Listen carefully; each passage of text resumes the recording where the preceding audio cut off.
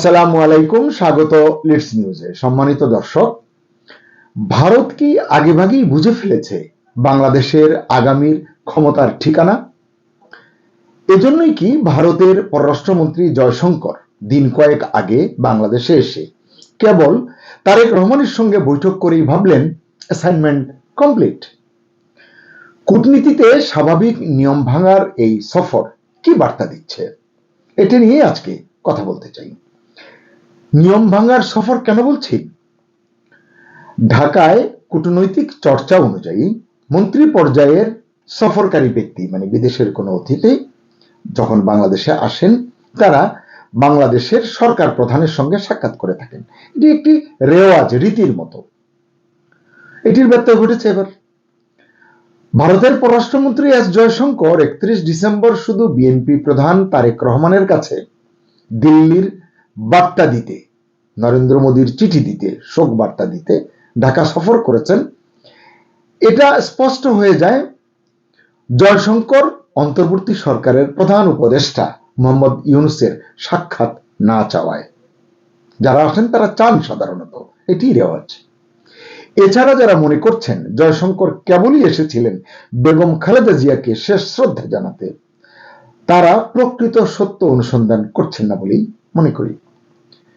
ভারতের সঙ্গে বাংলাদেশের সাম্প্রতিক যে সম্পর্ক, মানে গত কিছুদিনের যে সম্পর্ক 18 মাসের, সেই প্রেক্ষাপটে আপনার কি মনে হয় এটা কেবলই সৌজন্য এবং মানবিক সফর ছিল? বিষয়টি আসলে এতটা সরল নয়, বরং বলতে পারেন এখান থেকেই শুরু হয়েছে দিল্লির নতুন কূটনৈতিক হিসাব। টানা 15-15.5 বছর ভারত যে সম্পর্ককে সোনালী অধ্যায় বলেছে, শেখ হাসিনার সরকারের পতনের পর ইউনূসের অন্তর্বর্তী সরকারকে দিল্লি যে পুরোপুরি আস্থায় নেয়নি, এটা তো তারা কখনো লুকায়নি, এবং এটা আমরাও দেখছি। কিন্তু এখন রাজনৈতিক বাস্তবতা বদলেছে। দিল্লিও ভালোভাবে উপলব্ধি করছে বাংলাদেশে ক্ষমতার সমীকরণ ঠিক আগের মতো নেই, মানে গত 18 মাসের মতো, 17 মাসের মতো নেই, ক্রমশ এটি পরিবর্তিত হচ্ছে। এমন বাস্তবতার মাঝে এস জয়শঙ্কর ঢাকায় এলেন, অন্য দেশের প্রতিনিধিদের সঙ্গে কথা বললেন, আরো যারা এসেছিলেন ভুটান, শ্রীলঙ্কা, পাকিস্তান, এসব দেশ থেকে। বিশেষ করে পাকিস্তানের স্পিকারের সঙ্গে নিজে থেকে এগিয়ে গিয়ে হাত মেলালেন, নিজের পরিচয় দিলেন এবং প্রয়োজনীয় টুকটাক আলাপ সেরে নিলেন। এটি নিয়ে ভারতে আলোচনা চলছে, পাকিস্তানেও চলছে যে এটির পরের ধাপ কি। যাক, ওই আলোচনায় যাচ্ছে না। নরেন্দ্র মোদী, ভারতের প্রধানমন্ত্রী, তারেক রহমানকে লেখা চিঠিতে দুই দেশের সম্পর্কের নতুন সূচনার সম্ভাবনার দিক উল্লেখ করেছেন ওই চিঠিতে। কিন্তু অনেক কূটনীতিক বলছেন নতুন সরকার এলেই রাতারাতি সব সমস্যা মিটে যাবে, সমাধান হয়ে যাবে। বিষয়টা আসলে এমন সরল নয়। কূটনৈতিক মহলে একটা ব্যাখ্যা অবশ্য জোরালো। সেটা কি, যে ভারত বুঝে গেছে আসন্ন নির্বাচনের পর বাংলাদেশের ক্ষমতার কেন্দ্রে বিএনপি আসতে পারে। সেই বাস্তবতা মাথায় রেখেই দিল্লি আগে ভাগে ব্রিজ বা সেতু তৈরি করছে, অর্থাৎ ভবিষ্যতের জন্য প্রস্তুতি নিচ্ছে। এক্ষেত্রে নতুন সরকারেও তো কিছু করণীয় আছে, তাই না? বৈদেশিক সম্পর্কের নানা ক্ষেত্রে চ্যালেঞ্জ মোকাবিলা করতে হবে নতুন সরকারকেও। বিশেষ করে দেশের স্বার্থকে অগ্রাধিকার দিতে হবে। এর পাশাপাশি প্রতিবেশী এবং আঞ্চলিক দেশগুলোর সঙ্গে সম্পর্কে ভারসাম্য রাখার বিষয়টি হয়ে উঠবে বেশ চ্যালেঞ্জিং, যেই সরকারে আসুক না কেন। কারণ বাংলাদেশ ও ভারতের মধ্যে সম্পর্কের দিকে শুধু আমাদের দুদেশের তাকালেই চলবে না, আন্তর্জাতিক মহলও এদিকে নজর রাখবে। এটি কিন্তু মাথায় রাখতে হবে। রাশিয়ার রাষ্ট্রদূত আলেকজান্ডার কোজিন ঢাকা ও দিল্লির মধ্যকার উত্তেজনা কমিয়ে আনার উপর গুরুত্ব দিয়ে খোলাখুলি মন্তব্য করেছেন কয়েকদিন আগে, আপনারা শুনেছেন। আপনার কি মনে হয় মস্কোর নির্দেশনা ছাড়া তিনি এমন কথা বলেছেন? তার মানে গোড়া শিকড় আরো গভীরে। এই প্রেক্ষাপটে বাংলাদেশের জন্য সবচেয়ে গুরুত্বপূর্ণ কয়েকটি ইস্যু নিয়ে আলোচনা করতে চাই। এর ভিতরে একটি হতে পারে সীমান্ত হত্যা। সীমান্তে বিএসএফ এর হাতে বাংলাদেশি নাগরিক হত্যা এখনো বন্ধ হয়নি। গত 18 মাসেও এত ভারত বিরোধী আমরা কথা বলেছি, হুঙ্কার দিয়েছি, কিন্তু বন্ধ হয়নি। 2025 সালেও 2024 সালেও সীমান্তে, আসলে 2025ই হবে, 2025 সালেও সীমান্তে বিএসএফ সহ ভারতীয়দের হাতে বাংলাদেশের প্রায় 34 জন নাগরিক খুন হয়েছেন। এক্ষেত্রে কেবলই প্রতিশ্রুতি শুনেছি আমরা যে এটা আর হবে না, পতাকা মিটিং, নানান কিছু, বাস্তবে কোনো পরিবর্তন আসেনি। প্রশ্ন হলো, দিল্লি কি নতুন রাজনৈতিক সমীকরণে এই ইস্যুতে, মানে সীমান্ত হত্যার ইস্যুতে বাস্তব পরিবর্তন আনবে? তাদের মানসিকতায়, তাদের কার্যক্রমে পরিবর্তন আনবে, নাকি পুরনো অবস্থানই বহাল থাকবে? এরপর আসুন গঙ্গার পানি বন্টন চুক্তি। আপনারা ইতিমধ্যেই জেনেছেন 2026 সালে গঙ্গা পানি চুক্তির মেয়াদ শেষ হচ্ছে। এই চুক্তি যদি নবায়ন না হয় তাহলে বাংলাদেশের উত্তরাঞ্চল বড় সংকটে পড়বে। কিন্তু দিল্লি এখনো চুপ।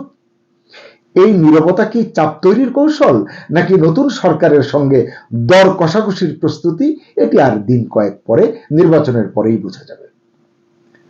এরপরে আসুন সংখ্যালঘু ইস্যু এবং মাইনরিটি কার্ড, এটা একটু দেখি। ভারত নিয়মিতভাবে বাংলাদেশের হিন্দু সম্প্রদায়ের নিরাপত্তা ইস্যু সামনে আনে। একেবারে অতি সম্প্রতি আপনারা কয়েকটি ঘটনা দেখেছেন, শুনেছেন, এটি নিয়ে তারা যা করেছে। বাংলাদেশের বিশ্লেষকদের মতে এটা দিল্লির অভ্যন্তরীণ রাজনীতির হাতিয়ার, মানে এটিকে তারা হাতিয়ার হিসেবে ব্যবহার করে। নতুন সরকারের সঙ্গে সম্পর্কের ক্ষেত্রেও কি এই কার্ডই ব্যবহার করবে ভারত? এটিও বোঝা দরকার।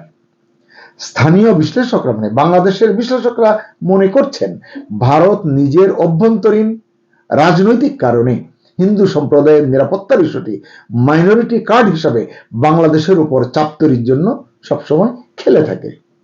অথচ ভারতে মুসলমান সহ সংখ্যালঘুদের সঙ্গে কেমন আচরণ করা হয় এ প্রশ্ন ঢাকার রাজনৈতিক সরকারগুলো বা ঢাকার বিশ্লেষকরা অতীতে এড়িয়ে গেলেও অন্তর্বর্তী সরকার বিষয়টি সামনে এনেছে। যাই হোক না কেন, তারা কথা বলেছে। তাই ধর্মভিত্তিক দলগুলোর তৎপরতার মুখে দুই দেশের সরকার ভবিষ্যতে কি কৌশল নেয় তার উপর অন্যরা অবশ্যই নজর রাখবে। এবার দেখি নির্বাচন ও রাজনৈতিক ইসলাম, মানে ধর্ম নিয়ে যে একটা রাজনীতির টানাপোড়েন আছে আমাদের। ভারতীয় অনেক বিশ্লেষক আজকাল প্রকাশ্যেই বলছেন বাংলাদেশে ইসলামপন্থী সহিংসতা ঠেকাতে সব রাজনৈতিক শক্তির সঙ্গে কাজ করতে চায় দিল্লি। তাদের থিঙ্ক ট্যাঙ্কের এসব কথা বলছেন বিভিন্ন সেমিনারে, সিম্পোজিয়ামে। এই প্রেক্ষাপটে কেবল তারেক রহমানের সঙ্গে বৈঠক কি এই কৌশলেরই অংশ, নাকি অন্য কোনো পরিকল্পনা আছে? এটি সময় লাগবে আরো পরিষ্কার হতে। চীন পাকিস্তান ফ্যাক্টর। শেখ হাসিনার সরকারের পতনের পর বাংলাদেশে পাকিস্তানের তৎপরতা অনেক বেশি বেড়েছে। অন্যদিকে চীনও আছে এই প্রবাহের ভিতরে, তবে নীরবে কিন্তু গভীরভাবে এবং বিশেষ কৌশলে, অর্থনৈতিকভাবে। ভারত ভালোভাবে জানে বাংলাদেশ যদি চীন পাকিস্তান বলয়ের দিকে বেশি ঝুঁকে পড়ে তাতে দিল্লির কৌশলগত ক্ষতিই বেশি। এখন দেখি যে তারেক রহমানের বার্তা কি। তাকে যেহেতু উদীয়মান নেতা, নতুন নেতা মনে করা হচ্ছে, তিনি কি ভাবছেন? নির্বাসন থেকে ফিরে 17 বছর পর ফিরে এসে প্রথম বক্তৃতায় তারেক রহমান বলেছিলেন আধিপত্যবাদী শক্তির ষড়যন্ত্রে ধৈর্য ধরতে হবে। এ প্রসঙ্গে কূটনীতিকরা বলছেন এই বক্তব্যে শুধু ভারতের নয়, চীন, যুক্তরাষ্ট্র সব ধরনের আধিপত্যবাদেরই ইঙ্গিত করা হয়েছে।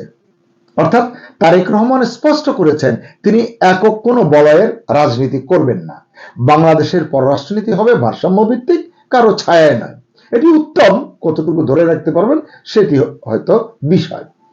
ভারতের দিক থেকে তিনি বলছেন আঞ্চলিক আধিপত্যবাদ যদি ধরি, চীনের দিক থেকে হচ্ছে অর্থনৈতিক আধিপত্যবাদ এবং যুক্তরাষ্ট্রের দিক থেকে বৈশ্বিক আধিপত্যবাদ সহ সব ধরনের আধিপত্যবাদের ইঙ্গিত আছে তারেক রহমানের এই বক্তব্যে।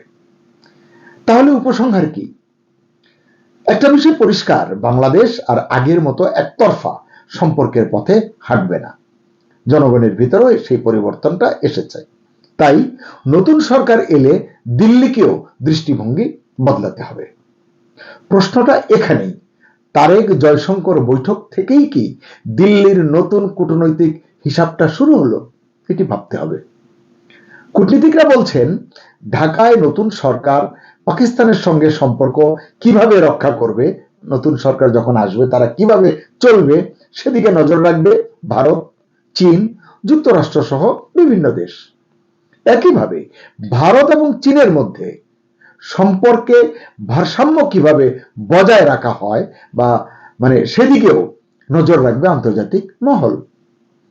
আরেকটি বিষয়, স্থানীয় কূটনীতিকরা বাংলাদেশের কূটনীতিকরা মনে করেন নির্বাচনের পর নবনিযুক্ত সরকার প্রধান ভারত, পাকিস্তান, চীন সহ বিভিন্ন দেশের মধ্যে প্রথম দ্বিপক্ষীয় সফরের জন্য কোন দেশটি বেছে নেন তার উপর নজর রাখবে প্রতিবেশী দেশগুলো সহ আন্তর্জাতিক মহল। কারণ এটি একটি পরীক্ষার মতো, লিটমাস টেস্টের মতো। এ থেকেই আন্তর্জাতিক মহল বুঝে যাবে, সংকেত পাবে বাংলাদেশ বৈদেশিক সম্পর্কের ক্ষেত্রে অগ্রাধিকারগুলো কি ঠিক করছে। এছাড়া এলডিসি উত্তরণের ইস্যু রয়েছে সামনে, রোহিঙ্গা সংকট আছে একটা বিস্ফোরার মতো, এটা নতুন সরকারকে অ্যাড্রেস করতে হবে। এটি বেশ চ্যালেঞ্জিং একটি বিষয়। এছাড়া যুক্তরাষ্ট্র, ইউরোপের যে দেশগুলো আছে, অস্ট্রেলিয়া, জাপান, ইতালি সহ বিভিন্ন দেশের সঙ্গে স্থিতিশীল, দীর্ঘমেয়াদী, টেকসই আস্থার সম্পর্ক গড়তে হবে। কারণ রপ্তানি বাড়ানো, এফডিআই পরিবেশ সৃষ্টি, দুর্নীতি হ্রাস, আইন শৃঙ্খলা পরিস্থিতির উন্নতি, নাগরিকদের মানবাধিকারের সুরক্ষা, সুশাসন, সুবিচার নিশ্চিত করা সহ বিভিন্ন বিষয় আসবে চ্যালেঞ্জ হিসাবে। আমি বিশ্বাস করি বিদেশিরা এসব দিকেও নজর রাখবে। এছাড়া নতুন সরকারকে অভ্যন্তরীণ অনেক সংস্কার করতে হবে। এটি প্রতিশ্রুতির একটি বিষয় আছে, চাহিদা দাবির বিষয় আছে। এই সব কিছুর আলোকে বাংলাদেশ পথ হাঁটবে যদি যথাযোগ্য নেতৃত্ব নিশ্চিত করা যায় বা পাওয়া যায়, নয়তো আর বলতে চাই না। প্রিয় দর্শক, আপনার কি মনে হয়, ভারত কি সত্যিই তার বাংলাদেশ নীতি বদলাবে, নাকি শুধু পরিস্থিতি বুঝে চাল দিচ্ছে, সময় ক্ষেপণ করছে? মন্তব্যে লিখুন আপনার মতামত। সবাই ভালো থাকুন। আল্লাহ হাফেজ।